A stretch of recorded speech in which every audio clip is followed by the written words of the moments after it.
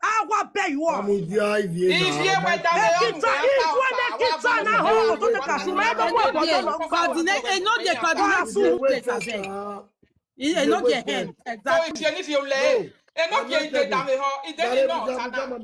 Anointed, why did you drop Ivie?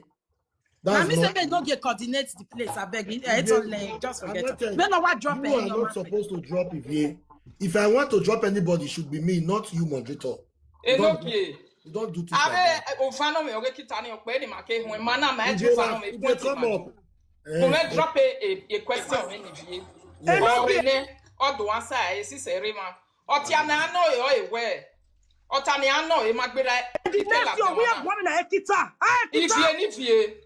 Me I know what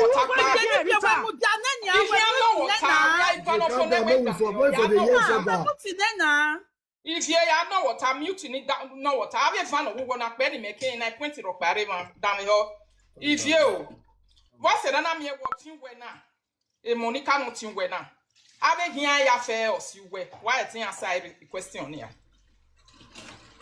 Damn Uma say no tani ya we video me answer Uma be say even answer we Uma say because we want to kita ne kita don't answer we ani we be kita if you have your new power na estera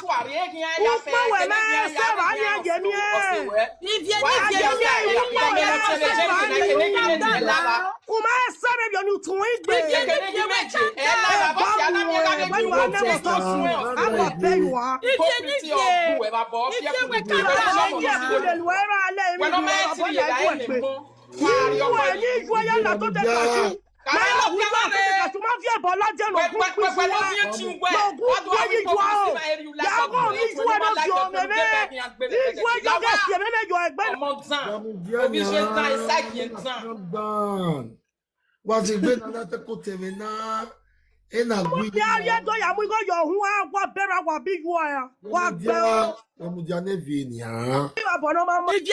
this one is getting at where we were married for Saga Vanya. We come down. I don't call for Saga, but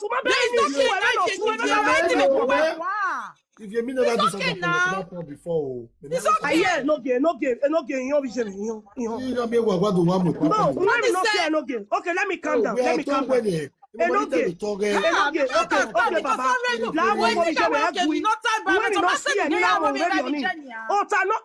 Precious man, you got dead bias.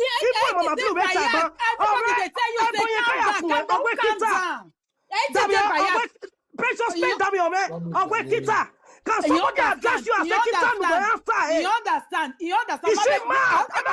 When you calm down, I will go. It's okay now. It's okay if you calm down. Yeah. If you remember the platform where they don't make it problem. Yeah, that make it not get a point. I come back talking about you not go still take am. I know better because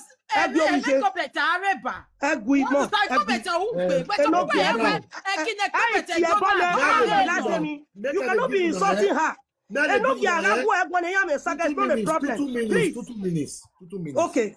Ask Queen 2 minutes. Let me mute. Madam Rita. When Rita in Omota, I say no na mute 2 minutes. My lady Rita, you mute or mute. Na nuta. La wo ko attack kiri. Mao, hello. Maybe it's all attend to somebody, or maybe always be loud. Okay, lady precious me when we attack. Oh, he met it damn madam now. Emma Yerema made the talk. Man, I like it. Lolo, Luda, Emmanuel don't do.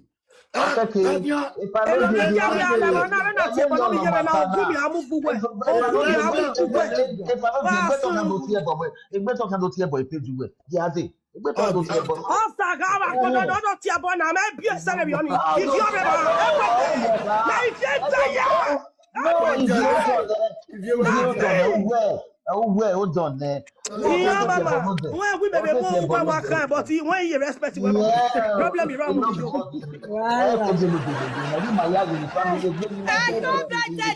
Disgrace, oh yeah. Disgrace, oh yeah.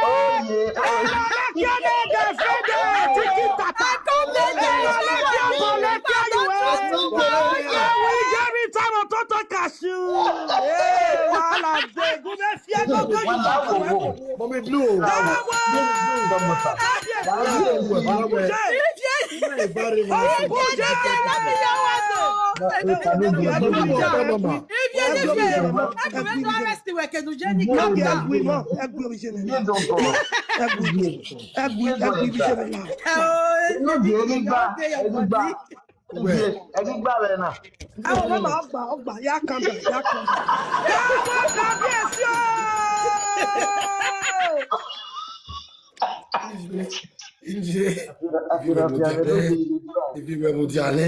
If you were calm down, man. Mary, as the host, I don't support your sister or Lolikia. No. Which you are very right. Yes. Same with Mama Blue. As an elder, what should be traditional woman of the key. Exactly. Okay, Lady Precious May come up. I know your point. You not to hit on Lolikia the way they hit on Lolikia. So you now got to come. They hit on Lolikia more than your sister. Fine and good. But the truth of the matter still remains. An adulterous woman is an adulterous woman. God bless you. As far they both are married. When they accuse Monica, they accuse Lolo of Chelsea and the rest of them. What's the money we for not just here? Okay, Mama, you want them to calm down. Calm down.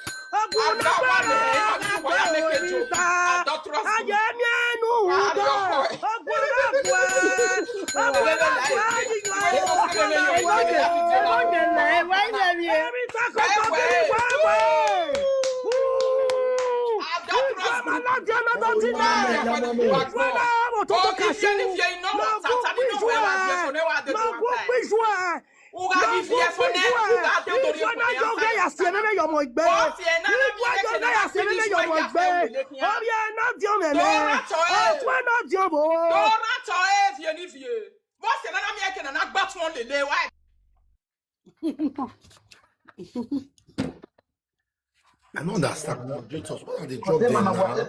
No, when a man work cool see, because I'm not that, yeah. Can you do that? God will bless you,